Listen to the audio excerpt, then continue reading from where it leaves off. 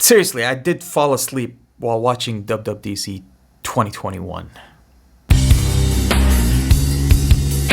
Okay, this is Ahmed Bouariki, but you can call me Slorks, and I literally fell asleep watching WWDC last night. It was boring for me. All my expectations went out the window. Comparing it to not even Google I/O this year, right? Comparing it to WWDC last year, this event was lacking a lot of stuff, and my expectations were not met. Honest to God, it was for me disappointing. But with that said, there were kind of cool things that were announced. Let's get to it. So I stumbled on this website called iMore. You can check out this summary that they gave you. And they're talking here about the biggest Apple news and announcements that happened yesterday. And literally it's half a page. That's how boring it was. So let's jump into it and talk about iOS 15 and the new things that are going to be coming to three separate things. Specifically, we're talking about FaceTime, messages, and the sharing capabilities that are coming, and better notifications, maps, and focus mode. So what they're doing is doubling down on FaceTime and what you can share when using FaceTime, like your screen, content you're listening to, or content that you're watching. They're giving APIs for third-party users so they can use it, so you can actually share whatever movie you're watching on Disney Plus with your friends on FaceTime. And that experience can also cross over to your Apple TV, so you can start watching on TV together and watch your shows and all that stuff. So FaceTime, you are able to share all those things. And the Share API will work across all your Mac devices or all your Apple devices, and you can have this new sharing feature with your friends. Also, you can use portrait mode when you're actually on video calls and all that stuff, so you can actually blur out the background and not need to worry about people seeing your home, for example, if you're using FaceTime for your meetings. And it works very, very well, like as you can see right here. But what's also cool is that you can set up FaceTime meetings and have them be also online, and you can invite people using their Android devices for the first time. So FaceTime links can be available on Android. And just the funny thing is, when they demonstrated it, they used the oldest Android device in their portfolio. I don't know. Did somebody tell Apple that Android phones do not look like that anymore? Look at that. Look at that notch. Look at that thick bezel at the bottom. The 3 navigation buttons. Is this Android Lollipop? Yeah, somebody needs to tell Apple that, Android phones do not look like that anymore. But anyways, if they think, you know what, if Apple thinks Android phones look like that, then obviously that's why they think they don't need to change the way that iPhone look like. We're coming up 4th generation, people, and they still look the same.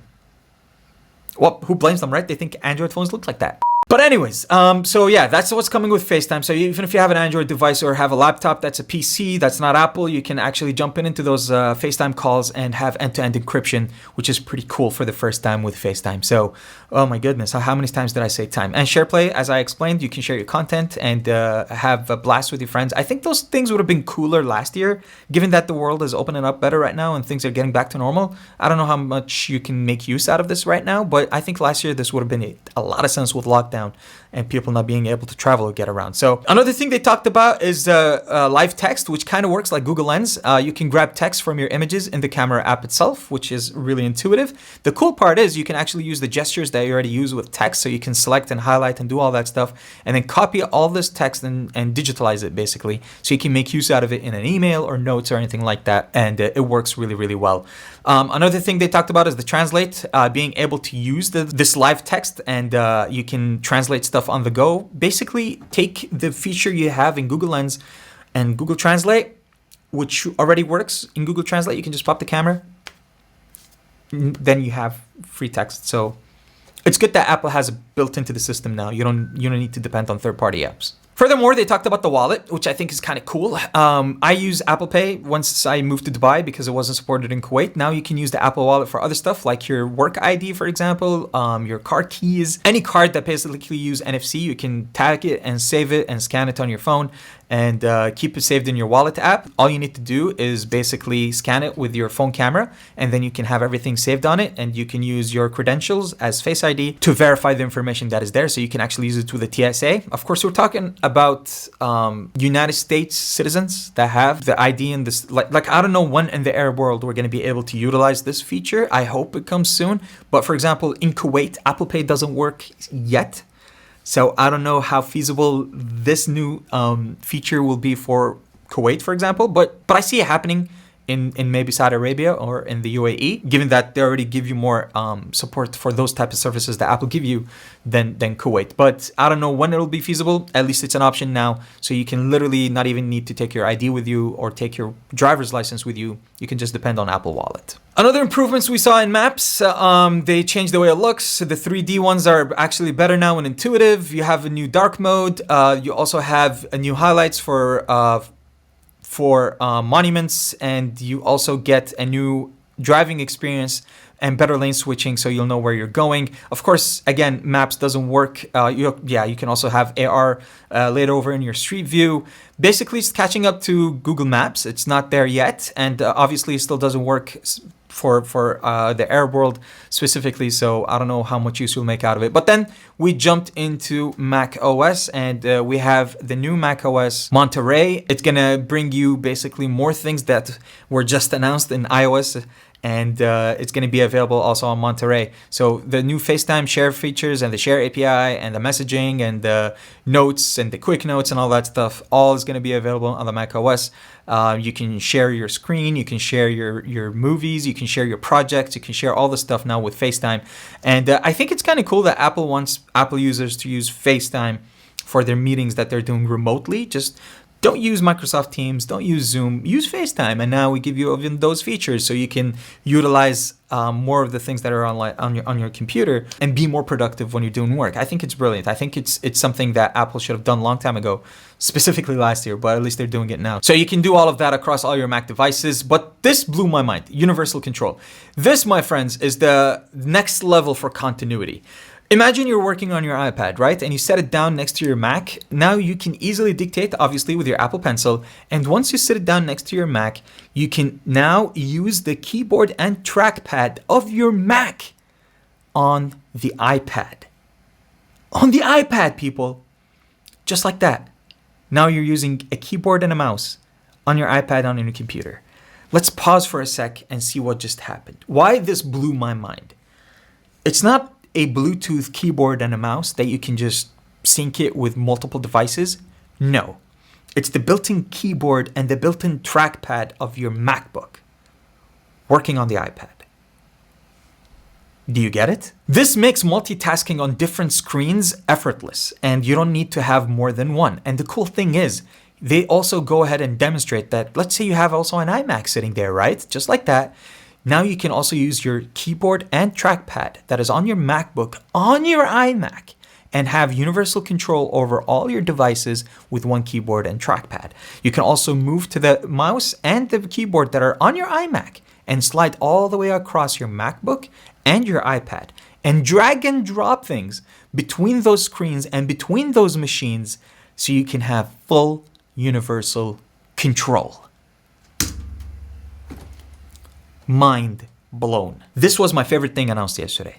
Universal control. If you're somebody who's invested in the Apple ecosystem and you have multiple displays and multiple devices, now you can do this. And it just makes life much easier. This is not airdropping stuff from your iPhone to your Mac. No. This is using your Mac's keyboard and mouse, going into your iPhone and drag dropping it into your Mac or your iPad. Sorry.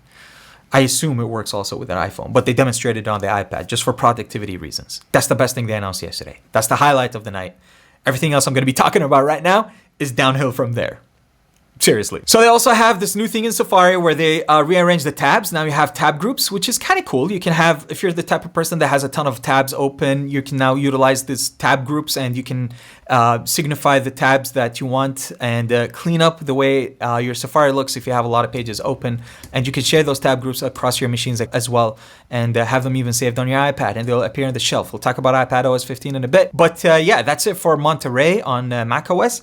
Then they talked about this cool thing called Conversation Boost, which is going to be coming to your AirPod Max and your AirPods Pro, which basically means you boost the conversation, as you can see, with the built-in microphones so you can enhance the sound and hear it better. So it's not going to replace your hearing aid. I think it fits best for somebody like my dad, for example. My dad has hearing issues, worked for years as an aviation engineer and spending a lot of time with jet engines and stuff like that damaged his hearing. So he's not deaf, alhamdulillah, but he is having hearing problems. So something like that can definitely work because he has the Bose that works like that, which the mic just picks up the sound and enhances it in his ear. So Apple is making it now available on their AirPods, which is kind of cool. And then they jump to iPadOS 15, and the new things in the iPadOS 15 are basically the new things that were new in iOS 14. Now you have widgets in your home screen. You have newer widgets that are bigger, so you can utilize the bigger space and the bigger display. You have more things you can do in multitasking. Instead of using the gestures, you can actually go into a multitasking menu. You have a new shelf and a dock, so you can multitask things like the group tabs that we just talked about. And it makes just life easier with multitasking and having more things to do with the new gestures that you can do, and having side-by-side applications by swiping down, for example, like they show you right here. If you want to swipe down the mail and just use another application, or you can just jump into more things and you can have it spaced out differently, so you can just be more effective in multitasking with iPad. And they're also bringing App Library, which is going to be always permanently in the dock, so you can actually get to your apps without needing to go back to home all the time, and you can drag and drop apps on top of each other in the recents menu, so you can start multitasking effectively. So in a nutshell, that was basically the event. There's new things that you can do with the watchOS and health-related applications, which Apple is in a different league, but nothing that sticks out more than just like a new breathing app and a new like zoning out app where you can just be like, oh, think about the last time you were happy, so you can put yourself in a better mood, I guess, during the day, and better sleeping tracking features and new things related to lab results and all that stuff being available on your watch. Apple Watch was never a problem. Apple Watch keeps getting better. Nothing big highlighty stands out except for health. But yeah, that was basically the event. That was WWDC. Let me know down below. Was it meh? Did you expect a lot more? For me, it was disappointing. I expected a lot more.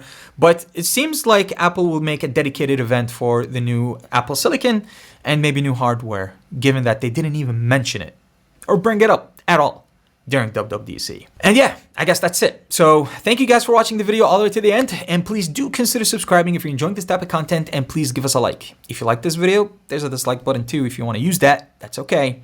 And I'll see you guys in the next one. And as always, take it easy.